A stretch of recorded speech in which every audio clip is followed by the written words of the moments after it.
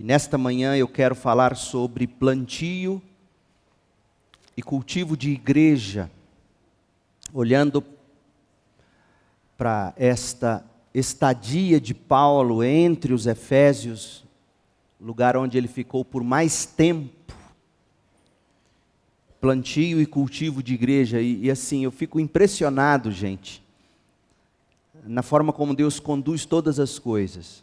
Nós seguimos a Bíblia, a gente prega expositivamente, a gente vai programando os textos, ou a divisão dos textos para os cultos, e sempre que a gente tem um momento, como tivemos hoje, estamos tendo hoje, é impressionante como a Bíblia mesma, sem a gente precisar inventar, como ela fala a todas as situações.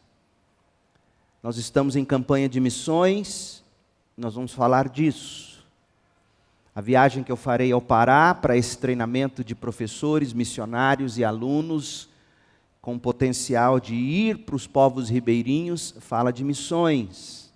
Embaixadores e mensageiras do Rei, missões. E nesta manhã eu quero que você veja comigo a estratégia de Paulo em Éfeso, no cumprimento da grande comissão, e o que isso tem a ver comigo e com você. Atos 19, de 1 a 7, diz assim a palavra de Deus. Enquanto Apolo estava em Corinto, você vai se recordar de que Apolo foi instruído por Áquila e Priscila, bem no finalzinho do capítulo 18, em Éfeso. E então, a igreja de Éfeso, com carta de recomendação, envia Apolo para Corinto, região da Acaia. Enquanto Apolo estava em Corinto, Paulo quer, ou Lucas, que escreveu este texto, quer que a gente enxergue a simultaneidade com que a obra de Deus é realizada. Enquanto Apolo estava em Corinto, enviado pela igreja de Éfeso, Paulo viajou pelas regiões do interior até chegar a Éfeso, no litoral, onde encontrou alguns discípulos. Ele lhes perguntou: vocês receberam o Espírito Santo quando creram? Não, responderam eles, nem sequer ouvimos que existe o Espírito Santo. Então que batismo vocês receberam? Perguntou ele. O batismo de João, responderam. Paulo disse: João batizava com o espírito de arrependimento, dizendo ao povo que cresce naquele que viria depois, isto é, em Jesus. Assim que ouviram isso, foram batizados em nome do Senhor Jesus.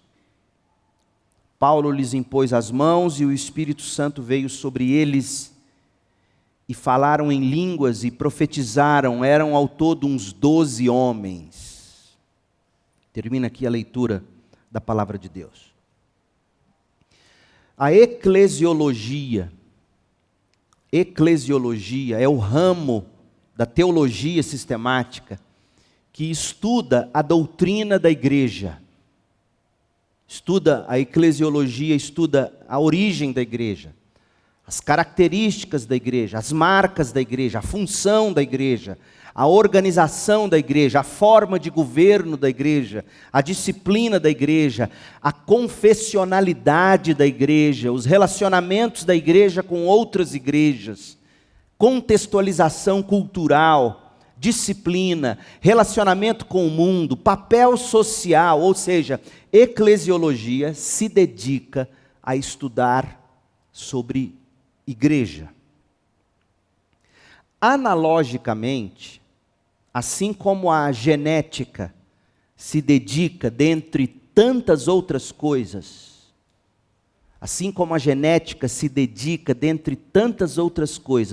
ao estudo do DNA de células, em busca, por exemplo, de vínculo genético, de vínculo parental.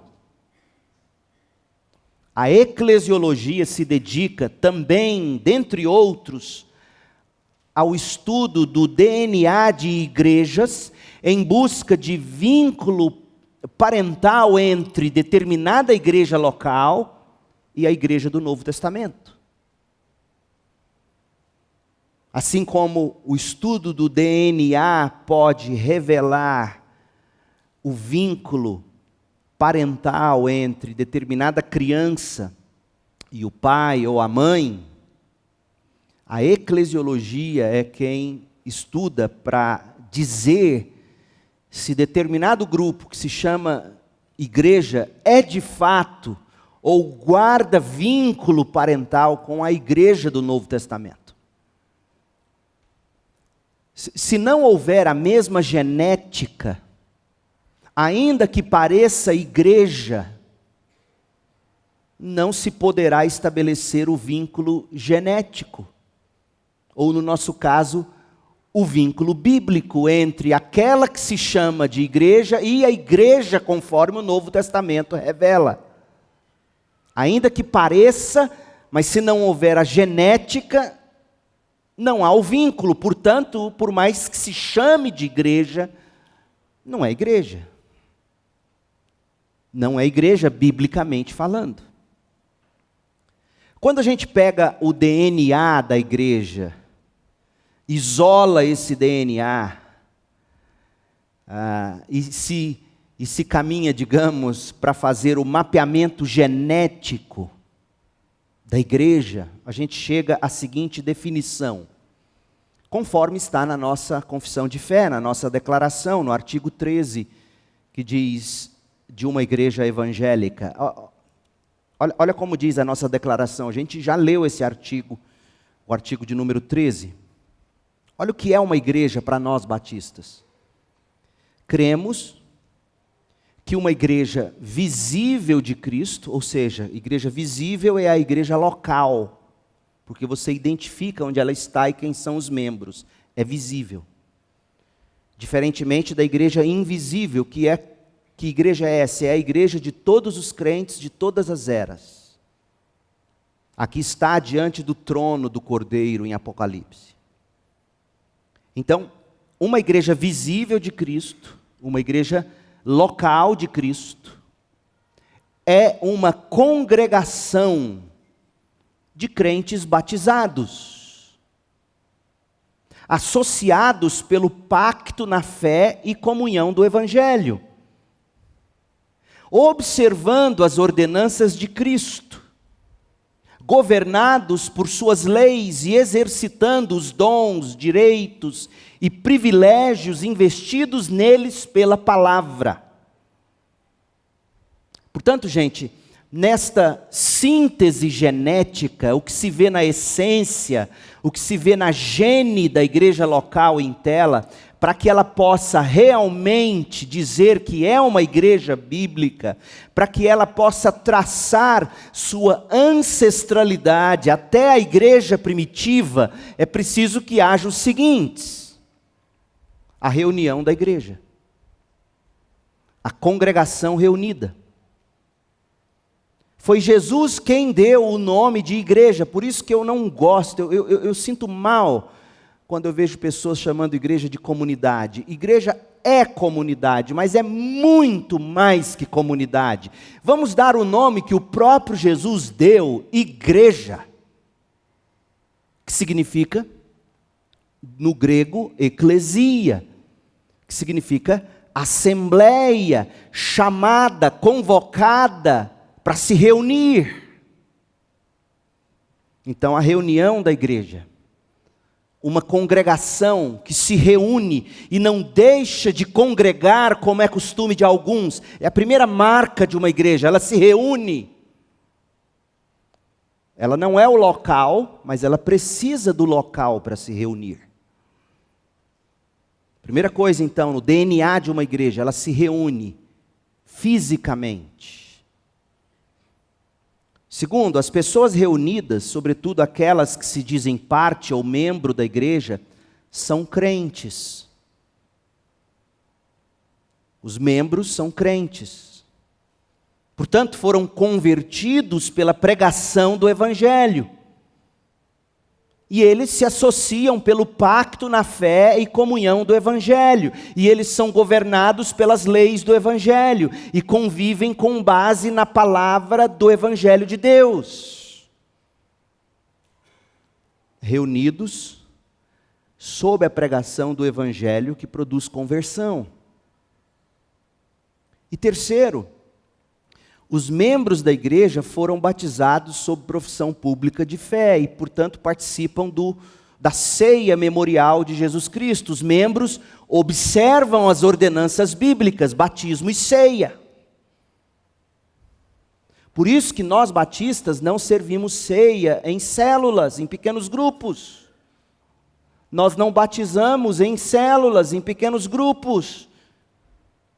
Porque a prática das ordenanças é para a igreja reunida. É por isso que a gente também não serve ceia a irmãos enfermos. Porque Paulo deixa muito claro em 1 Coríntios, a igreja se reúne para a ceia. A igreja reunida. O que é uma igreja, portanto? O que deve estar na genética da igreja, para que essa igreja tenha vínculo parental ou vínculo bíblico com o Novo Testamento? Mark Dever resume muito bem, ele diz que uma igreja é um corpo de cristãos que estão em comunhão regular, frequente e responsável, com base no pacto que nós temos. Reunião regular e responsável, onde a palavra é pregada corretamente, o batismo e a ceia do Senhor são administrados corretamente. Por que esses componentes genéticos importam? Preste atenção, gente, o que eu estou comunicando a vocês é de suma importância nos dias em que a gente vive. Onde há inclusive igrejas batistas da nossa denominação que estão ferindo, e eu sei que na melhor das intenções, ferindo princípios eclesiológicos que são caríssimos para nós. A continuar como está, e eu não quero ser profeta do caos, em 10 ou 20 anos, nós teremos descaracterizado as igrejas batistas no Brasil. É sério o que a gente está vivendo. Pra você ter uma ideia, a PIB de Maringá, que é uma baita de uma igreja, passou por 33 entrevistas de pastores e não consegue achar um perfil que se enquadre. É sério o que a gente está vivendo. Por que esses componentes genéticos importam? Isto é, por que importa a congregação reunida num lugar? Por que importa a pregação do Evangelho? E por que importa as ordenanças bíblicas, batismo e ceia? Primeiro, uma igreja é a reunião. É isso que o próprio nome diz, eclesia, reunião física. Há coisas que não se faz virtualmente. Tentar nutrir membresia de igreja virtual, como está acontecendo hoje, inclusive em igrejas batistas. Eu conheço 2 grandes igrejas batistas que partiram para isso. É como tentar cultivar um casamento virtual.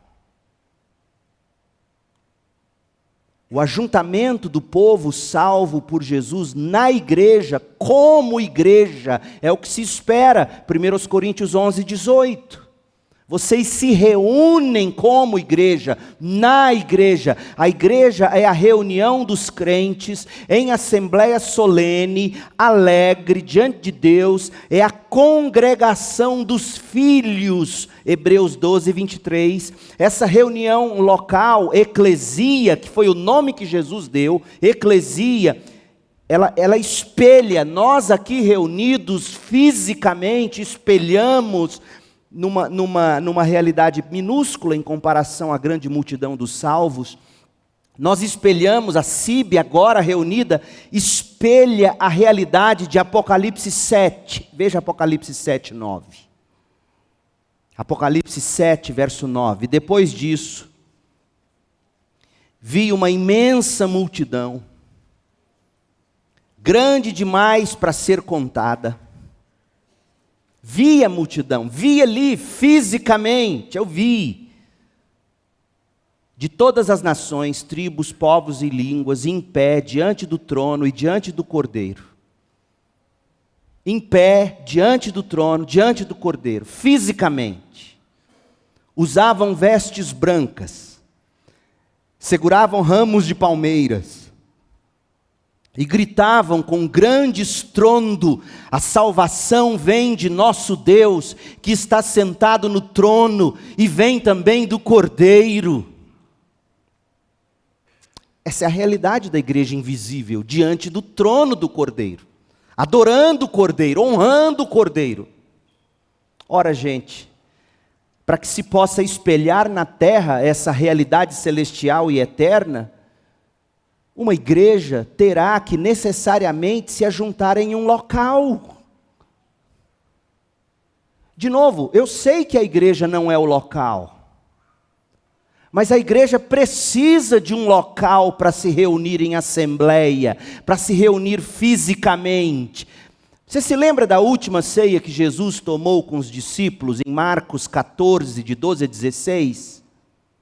Até Jesus se valeu de um local apropriado para celebrar a última ceia. Até Jesus se valeu de um local, de um espaço físico, aquele cenáculo todo mobiliado, pronto, preparado para a reunião e a celebração da ceia. A igreja é o povo reunido, e para o povo reunir ele precisa de um local para espelhar a realidade celestial. Por isso que importa para nós, igreja se reúne fisicamente. Segundo, a igreja é a reunião de um povo em um lugar onde a palavra de Deus é pregada corretamente.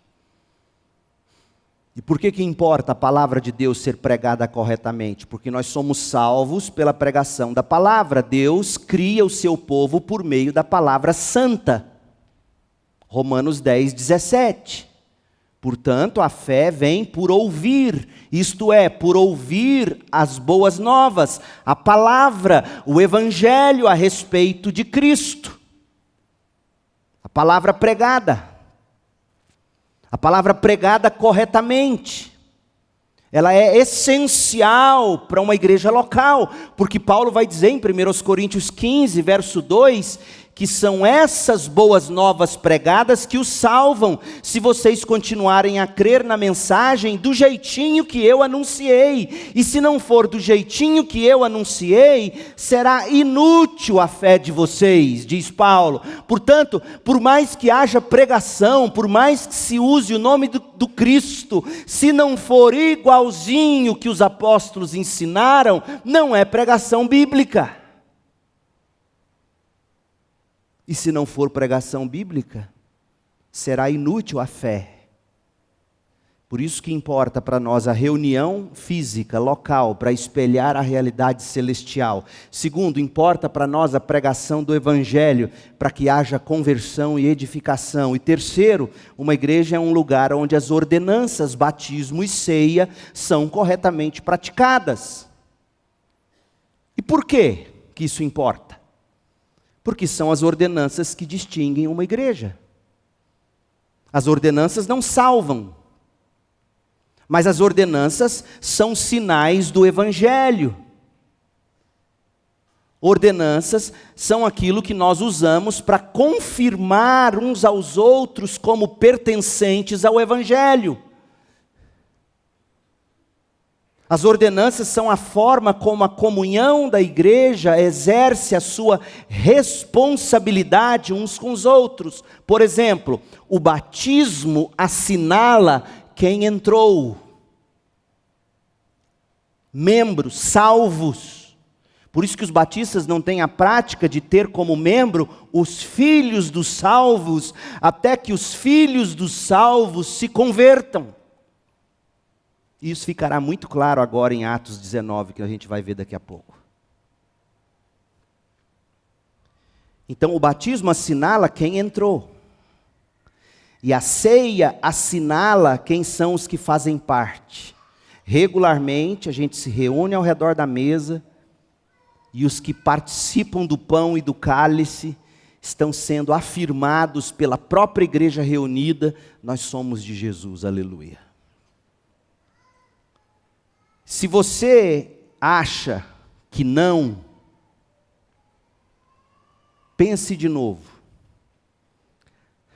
A palavra, ela cria o povo de Deus. E as ordenanças distinguem do mundo quem são estes que se chamam povo de Deus. São aqueles que creram e foram batizados e regularmente se assentam ao redor da mesa do Cordeiro. Estes são os salvos, a igreja. E se você acha que não, pense de novo, olhe para a grande comissão de Jesus. Ou será que você também negaria a grande comissão de Jesus? Olhe para a grande comissão de Jesus e observe se já não se vê ali, na grande comissão, o DNA de uma igreja local. Afinal, de que modo seria possível cumprir a grande comissão como um todo? De que modo seria possível cumprir a grande comissão de uma ponta a outra, de fio a pavio, do começo ao fim? Como é que nós cumpriríamos a grande comissão de Jesus sem a organização de igrejas locais? Como? Veja comigo o texto da grande comissão. Mateus 28, 19. Mateus 28, 19 e 20. Portanto, vão e façam discípulos de todas as nações, batizando-os. Batizando quem? Os discípulos. Está muito claro o que Jesus está dizendo. Jesus não manda a gente batizar filho do discípulo, Jesus manda a gente batizar o discípulo.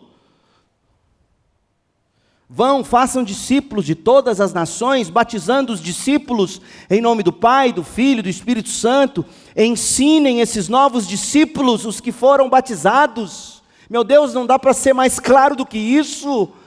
Quem é que tem que ser batizado? Os discípulos. Quem é discípulo? Quem creu. Vão, façam discípulos de todas as nações, batizando-os em nome do Pai, do Filho e do Espírito Santo. Ensinem esses novos discípulos a obedecerem a todas as ordens que eu lhes dei. E lembrem-se disto: estou sempre com vocês até o fim dos tempos. Vamos identificar aqui o DNA de uma igreja local? Quais são os 4 comandos de Jesus nesta passagem? Quais são as 4 ordens de Jesus? Vão, verso 19. Ide, verso 19. Façam discípulos, verso 19. Batizem, verso 19. Ensinem, verso 20. Ora, gente, quem faz tudo isso? Quem envia os cristãos que farão discípulos? A igreja local. E quem os nomeia como discípulos de Cristo quando batiza eles? E então os ajuda a crescer ensinando. Quem faz isso? A igreja. Quando a gente batiza alguém aqui sob pública profissão de fé, vocês e eu, reunidos em assembleia, estamos olhando e dizendo, nós afirmamos, nós reconhecemos na profissão pública de fé dele, e na vida dele ou dela, de que é um discípulo, nós o chamamos de discípulo. Quem faz isso? A igreja reunida. Foi Jesus quem disse isso em Mateus: o que vocês ligarem na terra, terá sido ligado no céu.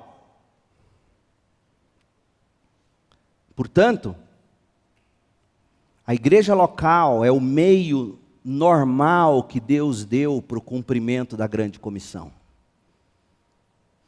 E essa é a mensagem do livro de Atos inteirinho. Vocês acharam que eu tinha fugido de Atos 19, né? Os apóstolos, cumprindo a grande comissão, o que eles fizeram? Eles organizaram igrejas locais. Os apóstolos, quando quiseram discipular e ensinar os novos discípulos, como é que eles assim o fizeram? Escrevendo cartas para igrejas locais. Os apóstolos, cumprindo a grande comissão, organizaram igrejas locais. As igrejas organizadas pelos apóstolos mantiveram a grande comissão. E os frutos delas todas foram mais igrejas organizadas e assim sucessivamente até chegar a hoje, nós. Mas mais do que isto, no DNA de uma igreja local está exatamente os elementos estabelecidos pelo próprio Cristo na grande comissão. No DNA de uma igreja local. Porque a grande comissão é o modo como Cristo edifica a igreja dele. Lembra que ele falou? Eu edificarei minha igreja. Jesus disse isso em Mateus, capítulo 16, diante da confissão de fé de Pedro. Eu edificarei minha igreja. Como, Jesus? Como o Senhor edificará a sua igreja? Através da grande comissão. Portanto, a grande comissão contém para nós não apenas o mandato de Cristo. A grande comissão contém o DNA de uma igreja local. Contém na grande comissão a pregação da palavra de Deus, porque diz assim: vão, façam discípulos.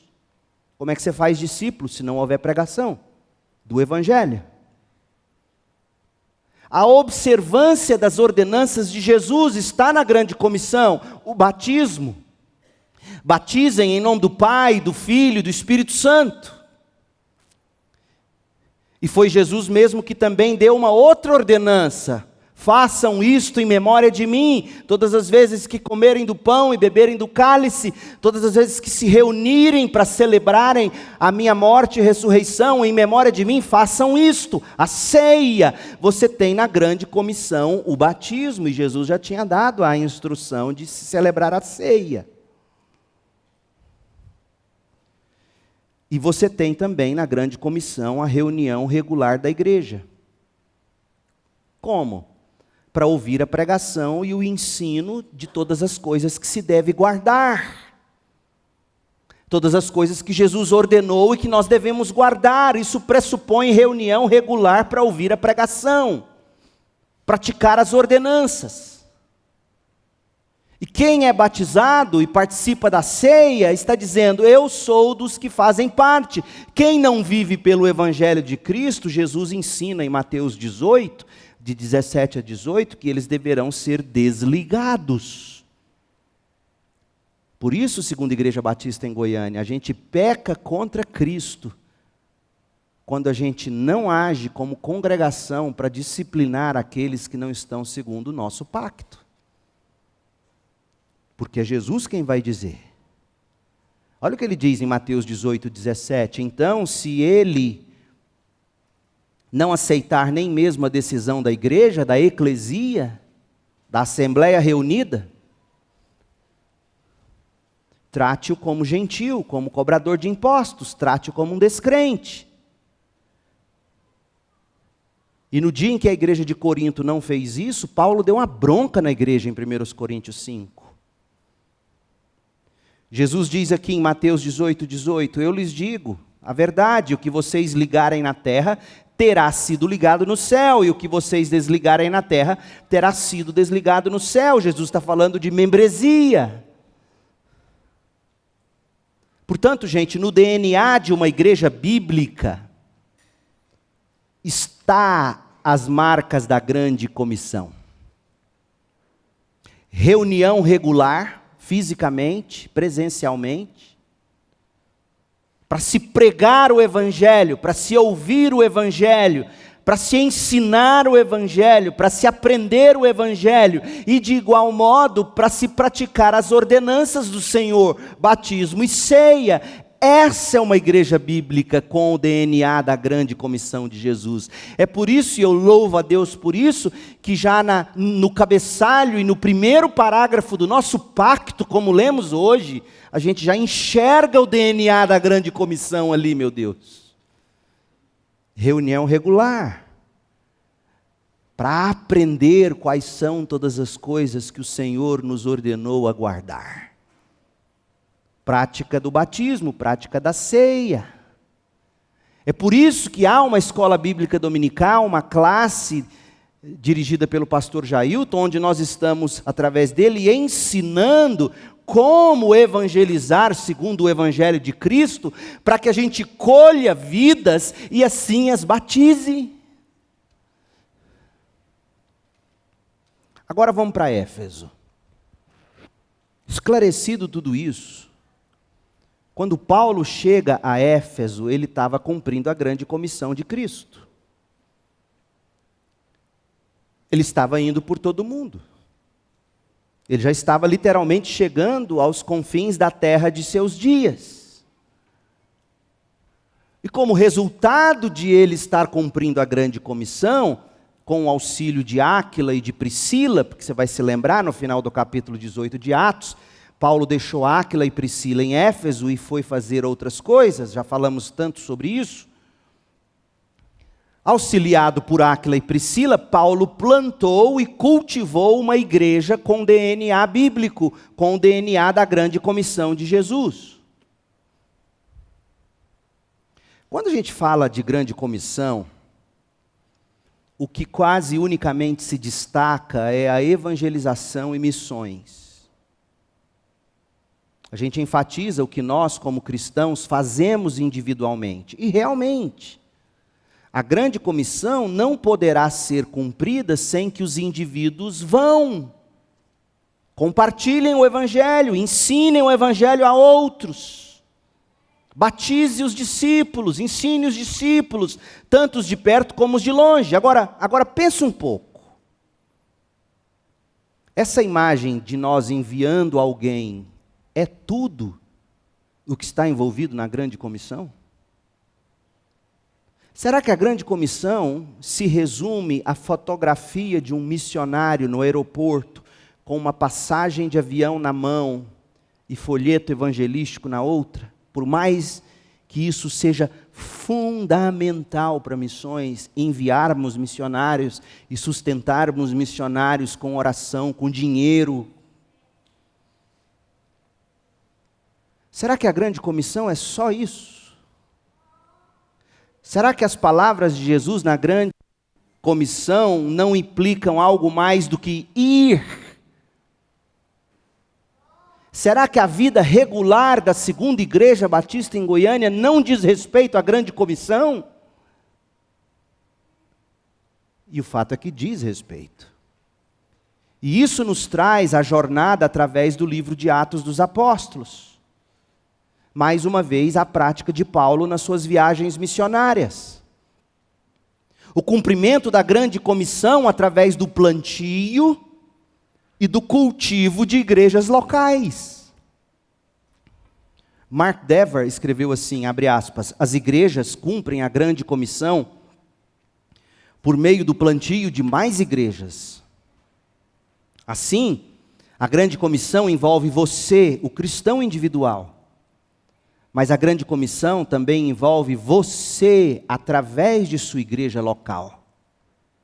Essa é a maneira normal que Deus intenciona para que possamos ir, fazer discípulos, batizar e ensinar. Pois bem, gente, de que modo Paulo plantou e cultivou a igreja em Éfeso? Será que a gente enxerga na prática de Paulo o princípio da grande comissão? O que a CIB em Goiânia, o que você, membro da CIB, individualmente, pode aprender da prática de Paulo? Será que ao olharmos para a igreja que Paulo plantou em Éfeso, nós encontraremos o DNA da grande comissão de Jesus? O que é necessário para se manter membros e igreja local saudáveis? O que se aprende de Paulo em Éfeso? Veja, o plantio e o cultivo de igreja envolvem, primeiro, a pregação do Evangelho, segundo, a presença do Espírito, terceiro, a preparação para o serviço. E hoje nós vamos ver apenas a pregação do Evangelho. Paulo, quando chega em Éfeso, cumprindo a grande comissão, plantando e cultivando igreja, a gente enxerga essas três coisas: a pregação do Evangelho, a presença poderosa do Espírito e a preparação para o serviço. Gente, para que haja a pregação do Evangelho, é necessário, antes de tudo, contato com pessoas, com gente. E foi isto o que Paulo fez. Ele contactou gente. Sobretudo, gente aberta para algum diálogo com o Evangelho. É o que você tem que estar fazendo intencionalmente em cada momento do seu dia. Será que Deus não está abrindo portas para que eu crie contato, para daí falar do Evangelho? Olha o que Paulo fez, Atos 19, verso 1. Enquanto Apolo estava em Corinto, Paulo viajou pelas regiões do interior até chegar a Éfeso, no litoral, onde encontrou alguns discípulos. Aliás, gente, o primeiro contato de Paulo com os efésios não foi este. Foi anterior a este. Foi logo que ele saiu de Corinto e chegou a Éfeso. Veja, parágrafo anterior aí. Atos 18, de 18 a 21. Em seguida, partiu de navio para a Síria, levando consigo Priscila e Áquila. Chegaram ao porto de Éfeso, onde Paulo os deixou. Enquanto estava em Éfeso, olha o que Paulo fez. Ele foi atrás de contato com pessoas abertas ao Evangelho. E não havia lugar melhor do que a sinagoga para debater com os judeus. Eles pediram que Paulo ficasse mais tempo, mas Paulo recusou. E ao despedir-se, Paulo disse: eu voltarei depois, se Deus quiser. Então ele zarpou de Éfeso. Daí ele volta a Éfeso. E quando ele volta a Éfeso, Atos 19, verso 1, ele encontra esses discípulos. E o versículo 7 nos conta que eram ao todo uns 12 homens. Mas aqui é que está o pulo do gato. Paulo não se impressionava com certificado de batismo. Paulo não se impressionava com meras profissões de fé. Paulo não se impressionava com alguém dizendo assim: eu fui batizado em 1941. Só isso não era o bastante para Paulo. Paulo investigava a genuinidade da conversão, porque é isso que importa.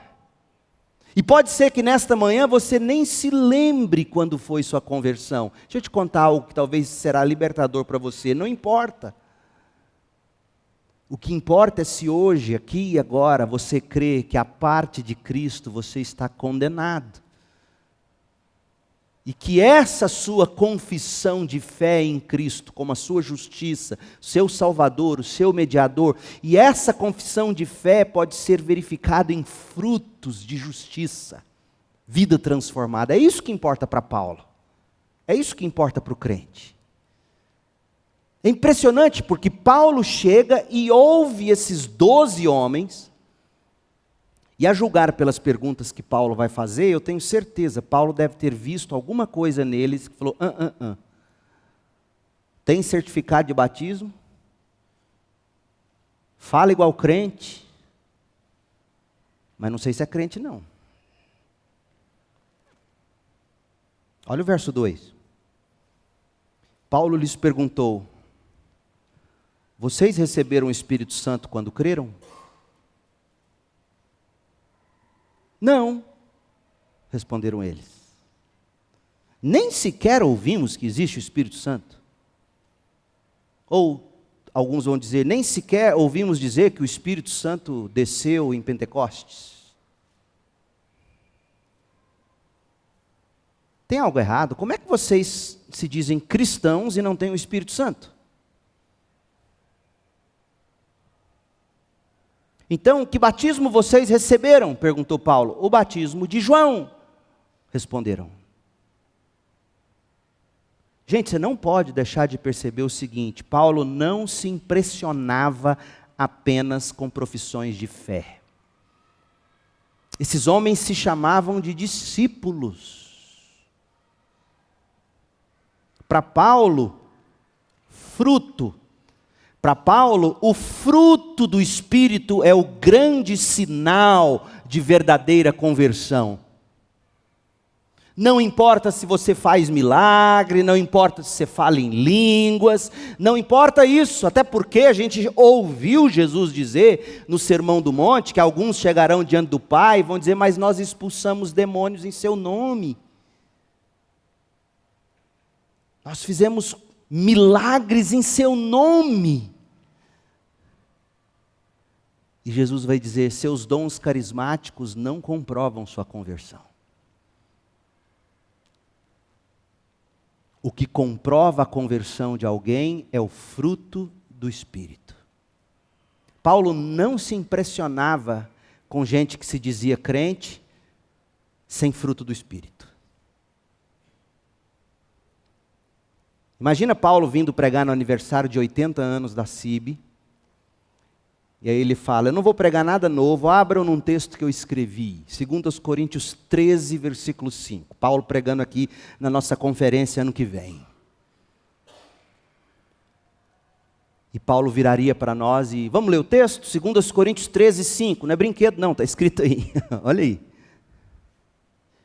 Examinem-se, para ver se realmente estão na fé.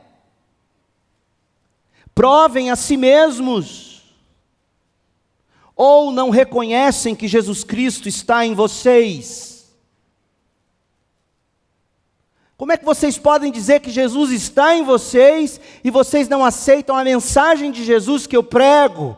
Como é que vocês podem dizer que Jesus está em vocês, mas vocês não vivem como se Jesus de fato estivesse em vocês? E Paulo completa dizendo, será que vocês já não foram reprovados há muito tempo e nem sabem disso? Será que vocês não estão como Sansão, com o cabelo raspado, achando que são lá essas coisas, e já estão condenados há muito tempo? Gente, isso aqui é muito sério. De que modo Paulo checava conversões? Paulo não checava conversões pelo certificado de batismo. Paulo não checava conversões pela profissão de fé pura e simples. Paulo faz duas perguntas aqui que nos revelam como ele checava batismo. Atos 19, versos 2 e 3. Primeiro, Paulo buscava pela evidência do fruto do Espírito. Atos 19, 2. Paulo perguntou a eles, vocês receberam o Espírito Santo quando creram? Para Paulo, a fé professada deverá estar diretamente conectada com o Espírito. Por dois motivos, pelo menos. A fé que você professa tem que estar diretamente conectada com o Espírito, por dois motivos, pelo menos. Primeiro, a fé que salva é dom de Deus. Efésios 2, de 8 a 9. A fé que salva é dom de Deus. A fé que eu e você depositamos em Cristo é fruto do nosso novo nascimento. Paulo deixa isso muito claro em Filipenses 1, 29. Quando ele fala da graça que nos foi dada, graça para crer. Crer é graça. Quem crê, creu, porque Deus fez nascer de novo, depositou fé, deu fé e diz, creia, e eu creio. É fruto da obra de Deus em mim e em você. A fé que salva é obra do Espírito. É fruto do Espírito. Portanto, Paulo está checando, sim, vocês me dizem ser crentes, mas vocês receberam o Espírito? Porque a fé que salva, é a graça de crer, é obra do Espírito. A fé é dom de Deus, não vem de vocês, para que ninguém se glorie. Mas tem mais. A fé salvadora, além de ser um dom de Deus, ela produz evidências espirituais, produz o fruto do Espírito. A fé faz o crente crucificar as paixões.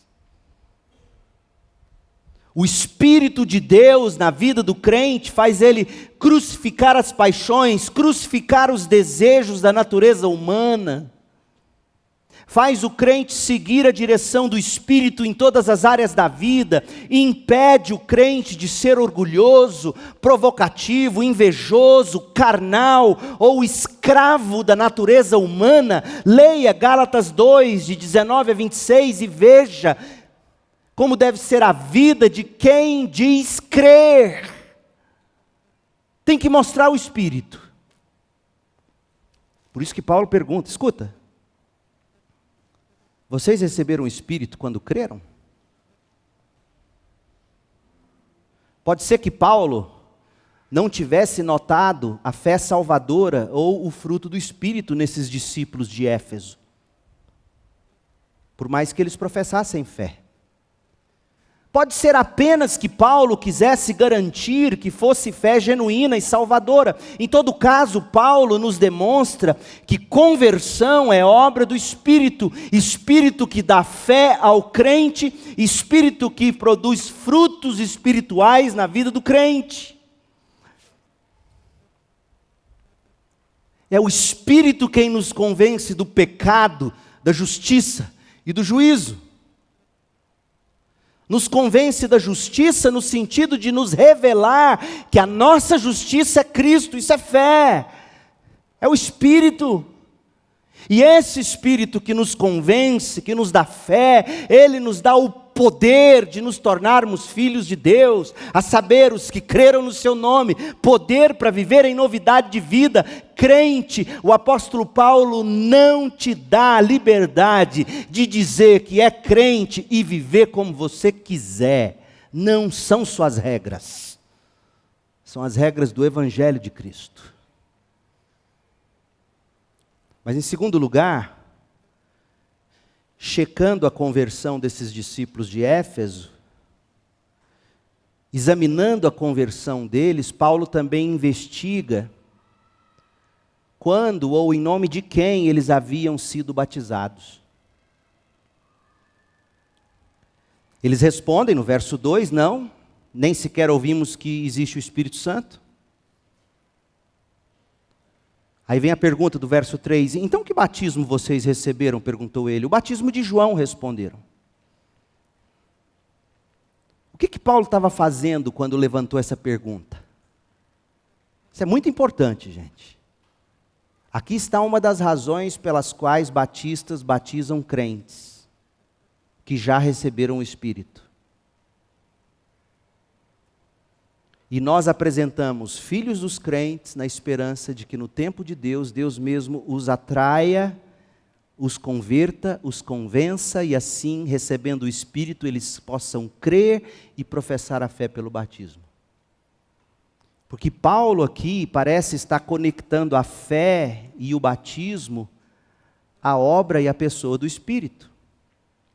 Isto é, quem crê porque recebeu o Espírito. E, portanto, deverá viver em novidade de vida. E quem foi batizado porque creu em Cristo pela obra do Espírito. E, portanto, professa a sua fé e a nova vida no Espírito pelo batismo. É impressionante que John Stott, que era anglicano e que, portanto, praticava o batismo infantil, até John Stott, no comentário dele de Atos, escreveu o seguinte sobre esta pergunta de Paulo. Abre aspas. Ambas as perguntas de Paulo, quais foram? Vocês receberam o Espírito?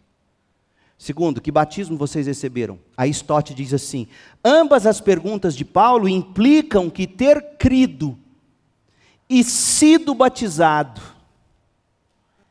e não ter recebido o Espírito constitui uma anomalia extraordinária, fecha aspas.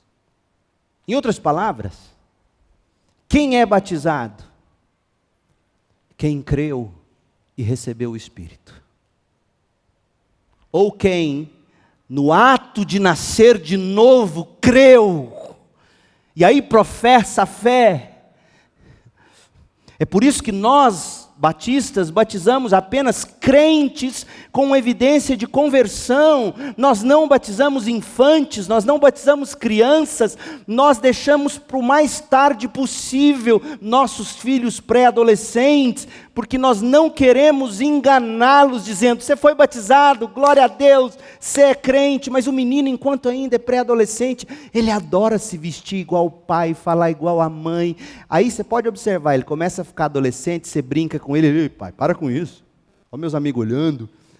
É nessa fase que você vai descobrir se ele é crente.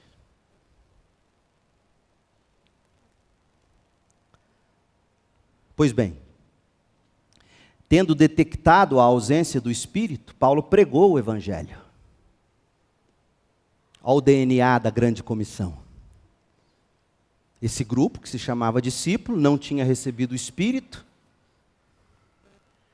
e provavelmente ainda não tinha feito conexão entre o Messias prometido e a vida e a obra de Jesus. Como é que a gente sabe disso? Porque o batismo que Paulo faz aqui não é em nome do Pai, do Filho e do Espírito. É em nome de Jesus. Lucas está nos mostrando que Paulo pregou Jesus, o Jesus histórico, o Jesus segundo os evangelhos, o que se fez carne, habitou entre nós. Paulo conecta todas as promessas messiânicas do Antigo Testamento com a figura histórica de Jesus, aquele que morreu na cruz, foi sepultado, ressuscitou. Aí esses homens creem nele, são batizados.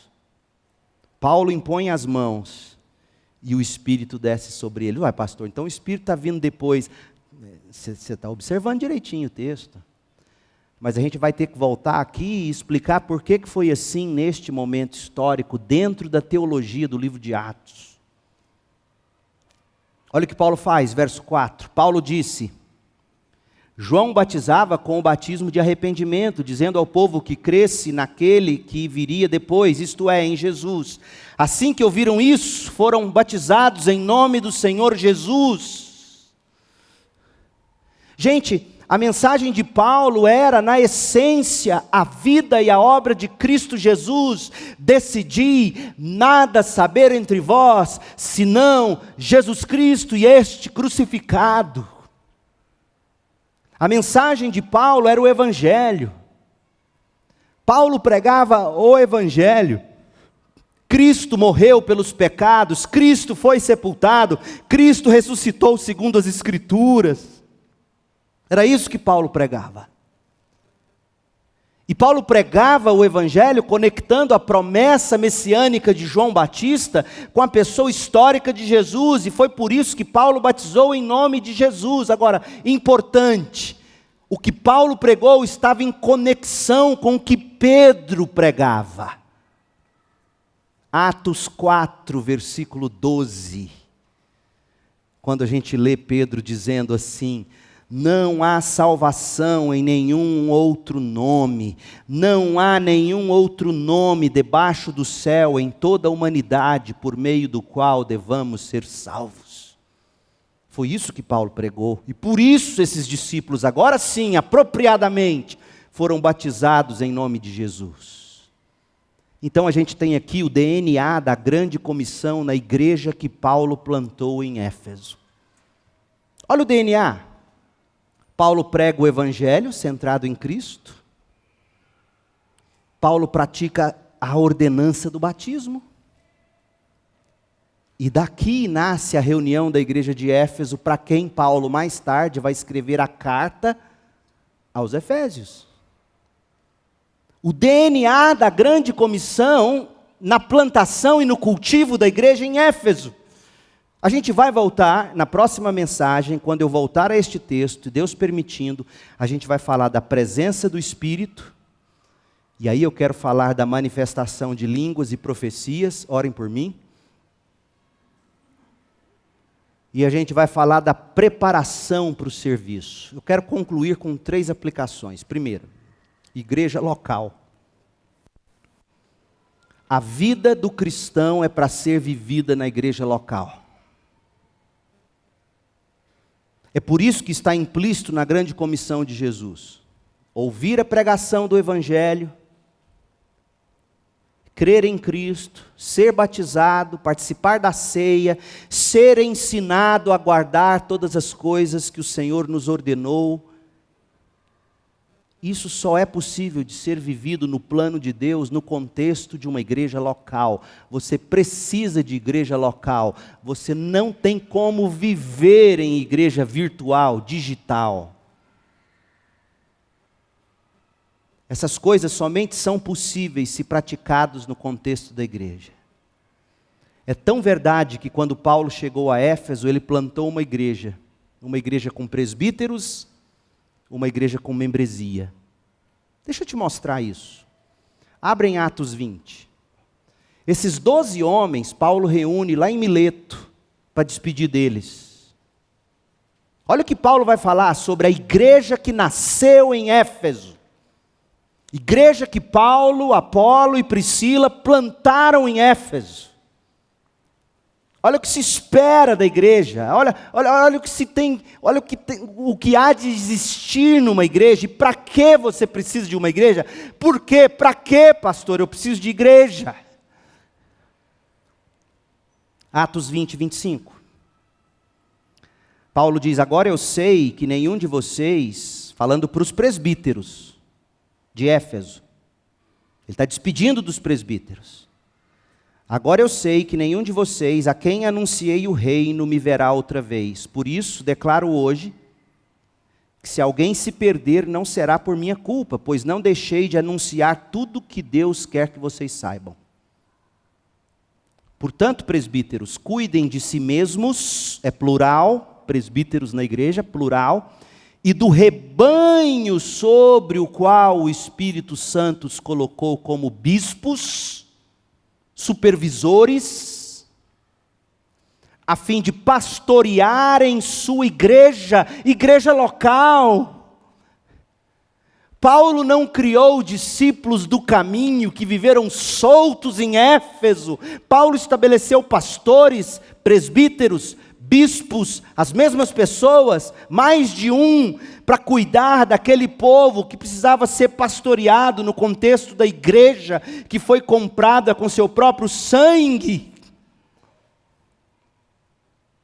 Não caia na mentira de que eu e Deus estamos bem, obrigado, eu não preciso da igreja. Isso é uma anomalia, meu povo.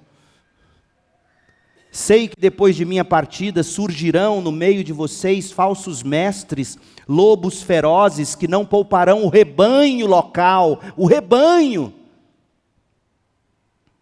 Até mesmo entre vocês se levantarão homens que distorcerão a verdade a fim de conquistar seguidores. Portanto, vigiem, lembrem-se dos 3 anos que estive com vocês, de como dia e noite nunca deixei de aconselhar com lágrimas, cada um de vocês. Você precisa da igreja local, crente. Esse foi o comando de Jesus na grande comissão. Você tem que aprender todas as coisas que o Senhor nos ordenou, isso é no contexto da igreja, mas também era a prática dos apóstolos quando cumpriam a grande comissão, e Paulo estabelece pastores, ou presbíteros, ou bispos em Éfeso, primeiro, para pastoreá-los, segundo, para protegê-los dos falsos mestres, das distorções da verdade, terceiro, para não se perderem, e por isso eles precisavam aprender todo o desígnio de Deus, toda a palavra de Deus, verso 27, eles precisavam de aconselhamento, verso 31, você precisa da igreja local, crente, é o design da grande comissão para a sua vida. Segundo, evidência de conversão. Você aprendeu.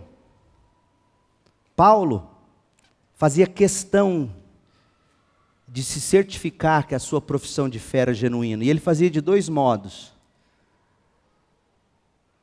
O Espírito de Deus, o Espírito Santo de Cristo habita em você.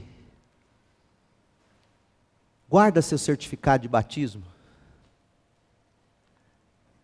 E me mostre frutos de vida. Me mostre o fruto do Espírito na sua vida. Você já crucificou as paixões pelo Espírito? Existe amor na sua vida? Existe pureza? Existe domínio próprio na sua vida? Que bom que você já se batizou, que bom que você já professou fé em Jesus Cristo, mas no dia em que você batizou, de fato, você já era convertido mesmo? Porque se você não era convertido na época do seu batismo, você só tomou um banho. Veja que esses homens já tinham sido batizados no batismo de João. Mas não era batismo. Paulo vem e os batiza, por quê? Porque para ser batizado você crê em Jesus e demonstra novidade de vida. Fruto do Espírito. E nessa manhã eu quero aliviar seu coração, se você é daqueles que não se lembra quando foi, como foi sua conversão. Mas a pergunta de Paulo é, hoje, na sua vida, existe fé em Jesus como a sua justiça diante de Deus, como seu substituto, seu salvador? Sim, existe. Segundo, e o fruto do Espírito? Você vive em novidade de vida? O pecado te incomoda, o pecado te humilha. Você se arrepende, você pede perdão, você tem crescido. É isso que comprova a sua eleição, a sua salvação. A sua santificação dá provas da sua conversão. A sua santificação dá provas da sua justificação. Crente não perde salvação. Mas o crente persevera em santificação. E por fim, o chamado da CIB em Goiânia é para manter vínculo parental com a grande comissão e com o Novo Testamento. Um corpo de cristãos que se reúne regularmente, responsavelmente, para ouvir a pregação correta da palavra de Deus, para administrar o batismo e a ceia. Nós não podemos cair nos modismos de igrejas virtuais, digitais, e achar que isso está ótimo porque está alcançando o mundo. Não está ótimo. Fere ao próprio nome que Jesus deu à sua igreja comprada com seu sangue. Igreja é uma assembleia, é um povo que foi chamado para se reunir diante de Deus, debaixo da pregação do Evangelho, batizando e celebrando a ceia. Caminhando para os 80 anos, é esta velha e boa igreja que a gente quer ser. A gente quer vínculo parental, vínculo bíblico com o Novo Testamento. Orgulhe-se de sua igreja, membro da CIB, orgulhe-se. Não porque sejamos alguma coisa, mas porque estamos buscando manter vínculo com o Novo Testamento. Examine sua fé pelo fruto do Espírito, professe a sua fé pelo batismo, e nutra sua fé cultivando uma membresia ativa na igreja. Esse é o DNA do crente da grande comissão. Oremos. Pai querido, até que o Senhor venha, até que Jesus venha, faça de nós uma gente, um povo, uma igreja, com o DNA da grande comissão. Um povo que se reúne para aprender todas as coisas que Jesus ensinou, para batizar, para celebrar a ceia. Um povo que se reúne para mobilizar missões, para enviar missionários, para levantar ofertas missionárias. Faça de nós uma igreja assim, para a glória de Jesus Cristo, na Segunda Igreja Batista em Goiânia. É no nome doce e precioso de Jesus que oramos, pedindo que a graça de Jesus, o amor de Deus Pai e a comunhão do Espírito estejam conosco hoje, aqui e para sempre. Amém.